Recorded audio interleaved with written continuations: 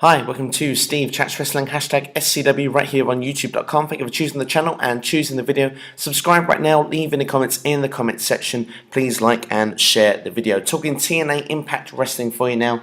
Billy Corgan is now the president of Impact Wrestling. Now, Dixie will not be in control of that role anymore, but she will be having still responsibilities within the company of chairman and chief strategy officer of Impact. So there was rumours that this could have been a storyline ploy, but that is not the case according to ringsidenews.com. Now, looking at the talent themselves, apparently there was a huge uptick in morale backstage after the announcement. Apparently Corgan talked about his vision for the company for about 10 minutes with this, which is the latest on the reaction from the superstars of Impact Wrestling. Now, for me personally, I mean, Corgan's been there for about 16 months, and Dixie said that she was massively in favour with his influence and stuff, and how he's been in the company in his 16 months there. You have to look at the last 16 months in Impact Wrestling, and personally for me, I think Impact at the moment is on a definite bit of a rise. Definitely watching on screen. Of course, there was a lot of rumours of the money problems off screen, but I'm going to focus on what we're watching on TV each and every week. And if you look at people like that have evolved in the last 12 months in Impact Wrestling, it's become much more of a watchable show. I mean, you only have to look at the broken Matt Hardy and Jeff Hardy angle. Of course, at times it's been laughable. It might seem a bit crazy, but the angle has worked, and it's got a lot of people talking and eyes on Impact Wrestling, which really is ultimately the aim of the game. Really, that's what people want. You want to be talking about the product, and people are tuning in, and they wanted to watch the final deletion. And how much of an impact did Corgan have involved with that? You have to look at like acts like Decay, a fantastic act put together there, and a lot of people are interested in watching that. I mean, with the Marilyn Manson sort of entrance theme, all the sort of face paint, the blood, the way Abyss actually describes herself as beautiful without the mask. I mean, it's absolutely superb to watch. I mean, you know, you look at people like Lashley, very creditable. He's now almost a Triple Crown kind of champion now with the World Heavyweight Championship, the X Division, and the Kingdom Mountain Championship. I mean, they're kind of making people look strong on Impact, and that's kind of what you want to see, really. I mean, Lashley's probably the best he's probably kind of come across as a character on TV for a long time. I mean, you know, he seems unbeatable, legitimately, and you see he'll be facing EC3 at Bound for Glory. Of course, still is kept strong and creditable. We've got the likes of Drew Galloway. We now see Damien Sandow, who's Aaron Rex, joined the company. I mean, this is the other thing as well. A lot of TNA originals have left the company. We've still got James Storm, who left but came back.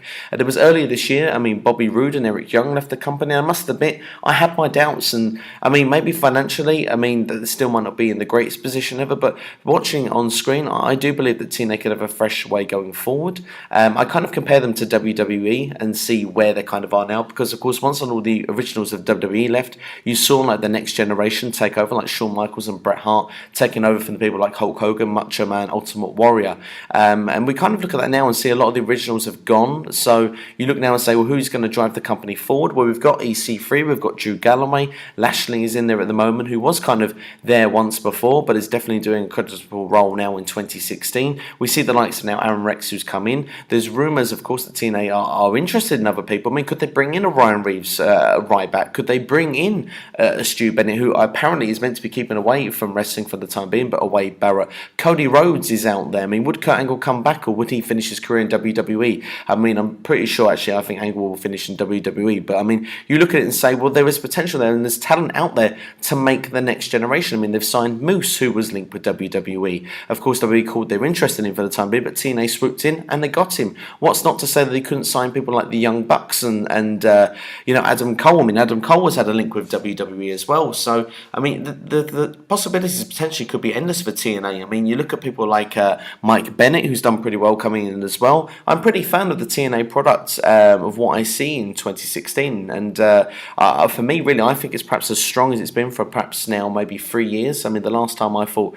enjoyed TNA watching it as much as I have done recently is probably when Magnus was chasing for the World Heavyweight Championship. Now, some people might disagree with me and say that there's been some good bumps in between them, but for me, really, I kind of thought that TNA was a show that looked like it was going to be going the wrong direction. Unfortunately, felt like it was its finishing days like an ECW, but definitely, I kind of don't feel that in the recent times watching it. So I kind of have a positive outlook at the moment with TNA Wrestling, and I'd like to know your feelings in the comment section. Do you enjoy TNA right now? Do you think this is a positive move going forward, Billy Corgan? I mean, has he had the input involved, or is it definitely something a little bit different? We're not quite sure, but what's our feelings with TNA going forward? Let me know in the comments below anyway, and I hope you've enjoyed the video that I've done for you anyway. I've given you a few intakes of what what I think about Impact Wrestling at the minute. I quite enjoy it. I'd like to know your feelings as well. But in the meantime, subscribe to the channel and like and share the video as well. If you're wondering if there's any WWE news, then I shall be bringing you some of that over the weekend as well. Don't fear for WWE fans out there. Definitely look forward to giving you the Grappler Gazette as I did last Sunday. It'll be